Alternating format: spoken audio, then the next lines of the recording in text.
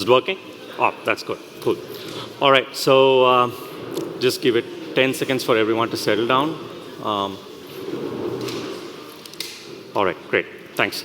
So before I get started with my speech, I'm Arun Krishna Kumar, Chief Growth Officer at Bolivar's. Just to make sure I leave Lisbon alive, I just want to make sure I understand the audience here. How many of you are from the GameFi ecosystem, like building a game? All right, okay. Anyone building metaverses? Okay, not many, so I'm glad. Anyone from Sandbox? Anyone from Axie? Great, okay, super, I'm safe. So today I'm here to talk about a bunch of things, but primarily what we see is when there is market tailwinds behind a bunch of hashtags like NFTs, GameFi, and Metaverse, you see a lot of FOMO money coming in. There are lots of projects. A week we see 10 projects calling themselves Metaverses and NFT projects and doing games. So how do we identify who's doing the right thing? What are the red flags that we need to be looking for? And how do we kind of understand who's the mediocre and who's the best projects out there? What are the design principles that these projects need to be looking at? So I often say, even shit floats in high tide, right? So when there is a lot of money coming in, even mediocre projects start to look really good. So there are certain design principles that any projects that's using GameFi, NFT, and calling themselves a metaverse should ideally stick to, and that's really what I'm going to talk about today. Just a little bit about myself before I jump into the conversation. I started my career about 20 years ago, spent the first 10 years of my career as a coder, pivoted my career around after a bunch of business degrees from the London School of Economics and the University of Oxford, and moved into the venture capital, Web2 venture capital community in London. 2 funds later, I published a couple of books. One is on quantum computing and blockchain. The other book is focused on strategy for startups, which I published last year. And so when I was looking for my next gig after my second fund, I was actually debating between a third fund, and I knew the Bolivar's founders, and that's how this all came about. I started as an advisor. I'm now the Chief Growth Officer at Bolivar's. At Bolivar's, we are building an open metaverse, which actually sits on NFT rails. But we've now gone live with our first game called Bear Hunt for all NFT holders. So let me just, without further ado, I'll just jump into the discussion. So in terms of this slide, when I was putting this slide together, I was actually copying in the Roblox logo in, and my daughter showed up, and she was asking, "Appa, are you working for Roblox?" I said, "No, I'm not working for Roblox. I'm building the competitor for Roblox." So I would like to call ourselves competitors for Roblox. But with all due respect, I have a lot of respect for these firms here. They're the OGs of this space. They're building some amazing, cool stuff. But what they've also done through their execution is shown us what not to do when you're building a gaming ecosystem, when you're building a metaverse. What are the mistakes that happens in this process? And that really opens up opportunities for the next generation of projects such as Bolivar's. So the way I see this is we are really standing on the shoulders of these giants in some sense. And I've actually used ApeCoin interchangeably with Yuga Labs, so sorry for that. But really, we're kind of standing on their shoulders, so we should be able to, as the second gen or the next gen projects, we should be able to see much further into the future. We should be able to scale higher than what these guys have done. So a lot of respect, but I'm going to kind of rip a few of them apart in the next few slides, so bear with me on that. So just quickly looking at the gaming ecosystem, the metaverse ecosystem itself, we have about 250 billion in gaming assets, in-game assets, which is in the Web2 world. And we have about 2.5 billion gamers, in the Web2 space as well. But if you look at the number of Web3 gamers, it's just 5 million. So just pausing there for a moment, right? You've got 2.5 billion across the world playing online games. And with Web3, it's just 5 million. So that's the opportunity we are going after. And if we get Web3 gaming right, using the right design principles, it's going to be a huge opportunity. And that 250 billion of in-game asset market, it's going to look much, much bigger. And just after I sent these slides out to the event managers, there was a new number that came out as 13 trillion for the potential market size of metaverses in a few years. So gaming is probably going to be the leader, the vertical that leads people into the metaverse space. So that 250 billion is going to look in the trillions when people get the gaming, GameFi, and metaverse ecosystem right. So just want to kind of highlight the criticality of what GameFi is to this space. Right. So when you're looking at a metaverse, GameFi, and kind of NFT project, what does it really mean? When games have a community of NFT holders who come on board to play a game or experience the metaverse, so that's the real project, the thesis of the project. That's how it works. So that's why they have all these 3 different paradigms coming together to make them come alive. Now, just a bit on each of these and what they bring to the table for these projects, right? So let's look at NFTs first. There are projects that allow for limitless breeding of NFTs for their gamers. I have a serious problem with that, personally, right? NFTs are digital identities. So for instance, I hold 21 Bull NFTs. To be part of Bulliverse, we have Bull NFTs. And I have 21 Bull NFTs in my wallet. But I only relate closely to 2 of them. The remaining 19, I'm probably going to flip at some point. When I see that can make money from them, I'm going to flip them at some point. But the 2 NFTs that I really feel passionately connected to, I'm just going to hold on forever. That's really what NFTs are. They become your digital avatar. And it's super important for these projects to hold on to the digital identities of people. If you're just keeping breeding on new NFTs, like millions of NFTs, people lose their identity. Customers lose their identities. Gamers lose their identities. And that's not good for the project. The second aspect is value permanence for NFTs. So what do I mean by value permanence? The 250 billion number we saw in the previous slide are in-game assets people have bought when they're playing games, right? So you buy a weapon, you buy a pair of shoes, you buy some apparels, which makes you look good within the game, within the metaverse. But the moment you get out, it doesn't have any value. And it's super important that the value permanence of whatever you're doing within the ecosystem, within the metaverse, within the game, is actually there. You leave the metaverse, you leave the game, or you even leave kind of the digital aspect of it, you should be able to take the value into real life.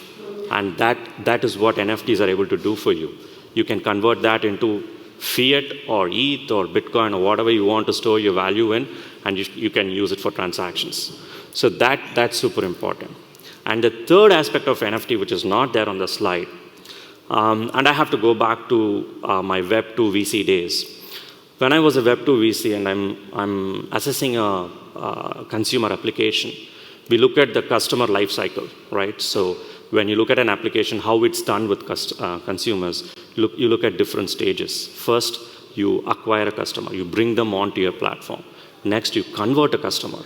And then you make revenues out of the customer. And the fourth step is you retain the customer. You make them come back to your platform multiple times. And then finally, when the customer is extremely satisfied with your product, you make them refer new customers to come on board. So these are the 5 aspects that as Web2 VCs, we were looking for in every customer app that we were assessing to invest into. And if you ask a Web2 VC, and what is the most important aspect of this whole life cycle, the 5 stages that I described, they would say it's customer retention. You bring 10,000 people onto your platform, you hold on to that 10,000 people, that you've done extremely well. And VCs look for that before they kind of invest into your platform. And with NFTs, you have customer retention served to you on a golden plate. Because let's take Bolivar's for example. We had 10,000 bulls minted in August 2021. And a number of them who's minted are extremely loyal to the platform. They've been part of the community. Several of us who've come from Bolivar's today for this event are part of the first mint. They're OGs of Bolivar's. We've brought them here for the event. So that's the kind of loyalty you see in the Web3 through NFTs. And that brings a lot of customer retention to the platform. So you've got to tap into that. And customer retention only happens if you stick to digital identity. If people don't relate to an NFT, if they see 100 NFTs for a particular great game in the wallet, they wouldn't be able to relate to any of those NFTs. And then you've really lost customer retention there. So for a game to scale, customer retention is super important for the unit economics to be right. So the next aspect is GameFi. We see a lot of games out there, and when you're creating a gaming ecosystem, you have supply and demand. And I'm trying to not solutionize. I'm not going to solutionize how to do this at this point. I'll get to it later. But you have to make sure that the supply is there, it's high, but there is also demand. Often, you see people games focusing too much on one of those aspects. They either focus too much on the demand side or the supply side. They get the balance. It's important to get the balance right. And when you don't have that, it's not everybody in the ecosystems accrue value sustainably. So it's either the game is making a lot of money, or game creators making a lot of money, or the platform itself making a lot of money. Ideally, you need to have all of them making money in the process, and that's when a game can really sustain.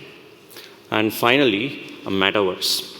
Right, so what do I mean by immersive experience? So again, going back to the Bolivar's example, we are building our game on what we call Unreal Engine.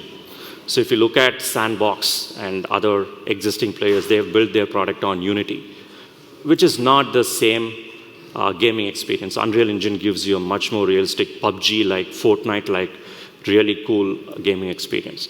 But immersive experience is not just about the cool 3D graphics. There is a lot more to that in an ecosystem. And I'll explain, again, I don't want to get to the solution yet, which is coming up in the later slides. But you've got to be able to bring immersive experiences as a metaverse for your gamers and community members. And that's when you'll be successful. It's not enough to just throw one game at them and hope that everything will be fine forever. If you're building a metaverse for the future, where people will come back time and again, engage, perform transactions, which brings value to your metaverse, you've got to have those immersive experiences. So I'm just going to move on.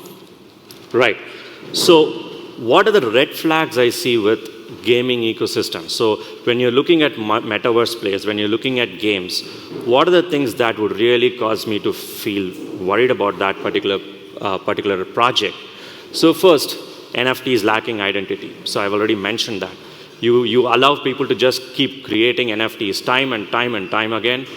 They're going to lose their identity on the platform. They should feel that they are the ones playing the game. If you don't bring that feeling, that sense of emotional connect, that when they're playing the game, you've already lost them. So that's a big red flag for me. Value impermanence.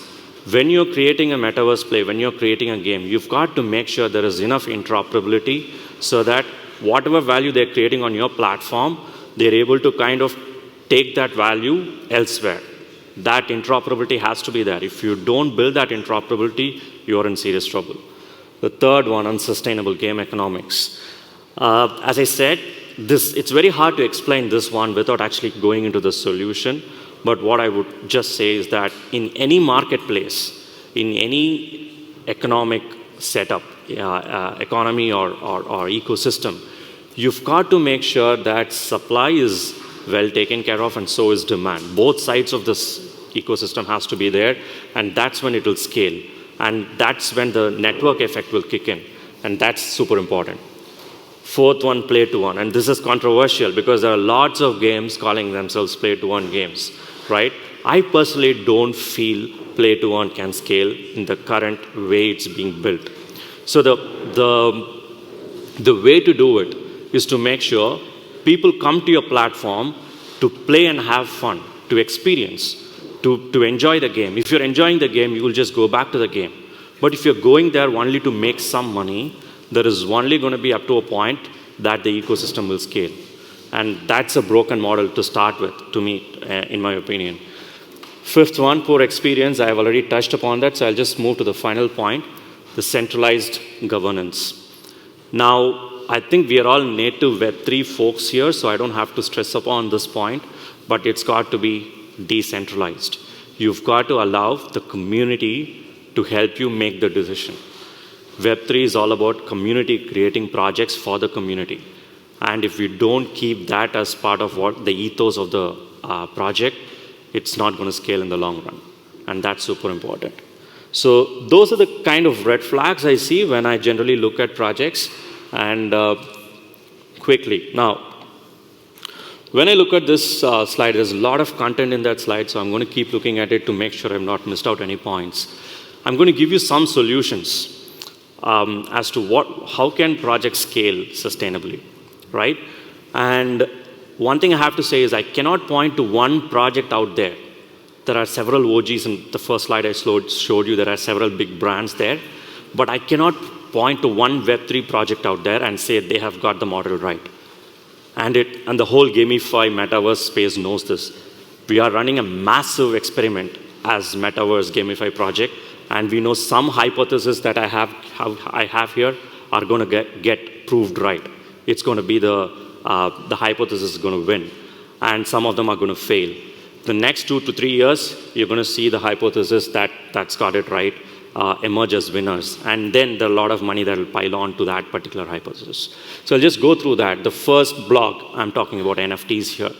As I mentioned, within Bolivar's, for instance, the way we say what we do is we bring NFTs to life, right? You have a 2D NFT, you've been using it as a PFP for a long time.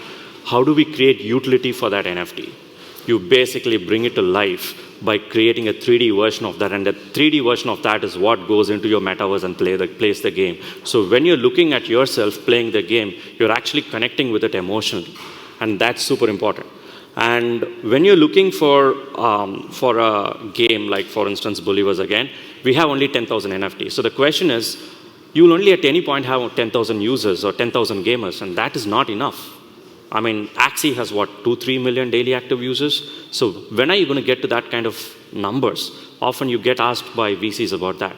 So the one thing I always say is, when you're creating a marketplace between, there is a bunch of people supplying value, there's a bunch of people consuming value. You've got to prove that in a closed ecosystem first. You have to show that the network effect works. And then you don't have to do anything about that community, and it automatically grows from that. People keep creating value, people keep consuming value. And that has to happen in a closed ecosystem. Once you've proved it in one little community or space or economy, you just lift and shift that model and quickly replicate it across multiple different communities. So the only way I think this model will scale is basically bringing more NFT communities on board. So again, going back to the Bolivar's example, we could probably have Lazy Lions playing our game. We could have Bored Apes playing our game. We could have CryptoPunks coming on board, we could create a 3D rendering of them, and we could allow them to play the game. And then when these people play, not just amongst their community, they're going to be able to play these games against each other, and then you have leaderboards for that. That is going to go insane. And that's really how you scale. It's not by just creating insane number of NFTs that people don't connect to. It's about making sure that the identity is there, but also the scale happens after you've proven the model in a very limited space. So that's super important. And you have to make sure you improvise your identities, right? So you go into a metaverse with a particular identity. You have a 3D bull, for instance, and then as the bull starts playing the game, the bull gets golden horns or golden hoofs, or probably some armor or some ammunition. And that could make it part of the NFT itself. So the NFT is getting better over a period of time. So if you're connecting yourself to the NFT, you're looking at yourself, and when you're looking at the bull playing the game, you see yourself getting better when you're playing the game. And it's super, again, this is again a Web 2 concept. You bring a consumer to your app, you bring a consumer to your game, you have to make sure they invest in your game. When I say invest, it's not putting monies into it. It's about making sure they improvise themselves in the game so they don't leave the game because they know that they've played for several hours in the game and they've upgraded themselves from being a normal bull to a bull with a golden hoof or golden horn or whatever, and they know that to move away from that platform means they're losing that. So that investment has to be there. So that's in my opinion, what is going to sustain the game economics in this space. So I'm just going to move to the second box on the top right, which is basically the GameFi aspect of it. And this is, to me, where I'm going to solutionize why creating the game economics right is super important. So when you're talking about game economics, you've got two sets of people, right? The supply people and the demand people. The supply people create experiences, games, and ability to kind of create transactions. And the demand people come here, experience that, have fun playing the game, and buy stuff, transact stuff. So both these people, the creators and the gamers, have to feel invested in the platform and actually come together first in a small community and then in a larger community. And that has to happen at scale, and that's when the game economics works. It's not just by paying a million users in certain part of the world and just giving them play to earn. That's not going to scale. Right? It becomes a WeWork. I don't know if you've heard of the WeWork problem, but that's what you're building by going down the play-to-earn community, play-to-earn model. So in this, what happens is often when you, let's say again, going back to the point of bringing other NFT communities on board, and how is this going to scale, right? It's super important to create that community for one NFT, but when other NFTs come on board, how are they going to kind of create that economy for themselves? So at that point, you've got to be looking at it not just a metaverse, you're looking at it as a multiverse, where you have a platform, several NFT communities have come on board, and they're creating their own little ecosystem, little games, merch stores, for instance, all these experiences for themselves. They could have their own tokens on the same platform. And that's when really the scale happens in this space. It's going to take a long time. It's not going to be happening with Web3, we are so used to seeing unicorns in like 3 months, right? That's not, in my opinion, scalable. You've got to get this right. If you're going to get the economics right, it's got to be built the right way. And that's the second aspect of it in terms of game economics. The third aspect is the experience. And when I say experience, I have to give a little concept experience. It's not live yet, but it's not too far away either, right? So let me give you an example of an experience. I open up the Believers app, I connect my MetaMask wallet to it, and I choose the NFT that I'm going to kind of get into the metaverse with the bull that I'm really fond of. And it immediately gives me a 3D bull that I can use. I'm going into the metaverse as the 3D bull. I get into the metaverse, I see a lot of shops around, and one of the shops is a Lazy Lion merch store. Several of us in the Believers team are big fans of the Lazy Lion. We all hold Lazy Lions as well. So I'm just giving that example. So I go into the Lazy Lions shop and I buy a hoodie. And I also see that a particular NFT that I've been eyeing for a long time is at floor price, right? I buy the NFT. And once I have done that, I walk out of the store. And as soon as I walk out of the store, I see a big billboard out there saying there's a game portal that's just around the corner, which is hosting a bunch of games, and people playing the game as Lazy Lions are going to get some additional remuneration or additional tokens or whatever, loot boxes. And that's only for the Lazy Lion, exclusively for Lazy Lions community. Now, I've just bought the Lazy Lion NFT. I'm still a bull, a 3D bull, looking at that. So I want to now convert myself into a Lazy Lion. I just look at the factory that creates the Lazy Lion 3D form, jump into it, come out as a Lazy Lion 3D form, and then go straight into the game portal to start playing the game. I've already done 3 transactions. I bought a merch, I've bought an NFT, and I've rendered my 2D line into a 3D line. And that's kind of the seamless experience. I have a bit of a background with fintech. One thing you actually keep telling is, if you make someone feel that they're actually making a transaction, you've already lost it. You cannot allow your players or consumers to make them feel that they're making a transaction. It's got to just be seamless. It's got to be unconscious. They just come on, they just do that, they buy stuff, and they get out. That's seamless experience for you. And that's the kind of experiences you've got to give to your metaverse players to kind of accrue value for everyone, in the ecosystem. So that's what I'm talking about, immersive experiences. We have certain headwinds there, right? So if you're looking at metaverses, generally, a lot of people who are using them at scale are expecting some cool variables to be there, right? And Oculus is probably what most people use at this point. And until these variables actually become a lot more seamless, we are going to have some headwinds. But this space is definitely moving into that direction. In 10 years' time, you're going to see a lot of more seamless experiences. So that's the immersive experience. And finally, the Web3 rails I want to just briefly touch upon. This is super important because I think I'm amongst friends here. We are all native Web3 crowd. And people have to understand the importance of decentralized governance. And in a war-hit world, we all know, I think, that ability to transact agnostic to borders, national borders, jurisdictions is important, and that's what Web3 offers us. We are all native Web3 citizens, equal opportunities. I love the rags to riches story that crypto Twitter throws at me every day. And I think that's got to keep continuing. And that's super important again. And finally, and this is probably the most important, Web3 is all about community building something for the community. And frankly, with Believers, we've seen that time and time again.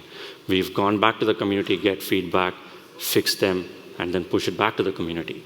And over a period of time, the community is going to come on board to say, hey, I can build this for you, right? So that's really the maturity level that Web3 projects have to hit over a period of 4 or 5 years. We are not decentralized yet.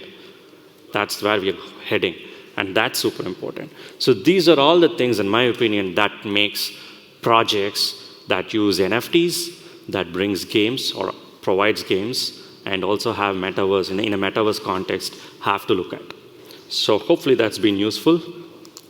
Just finish with this particular quote. I love this quote from Richard Bartle. You can't have a metaverse, you have to have the metaverse. And I would have loved to say that at Believers, we are building the metaverse, but I would be disingenuous. I don't think one platform, one community, one project is building the metaverse. I think it's going to take several of us, several of you, several communities, projects, and platforms to come together to contribute, to bring the dream of building the metaverse come true. Let's hope. Thank you.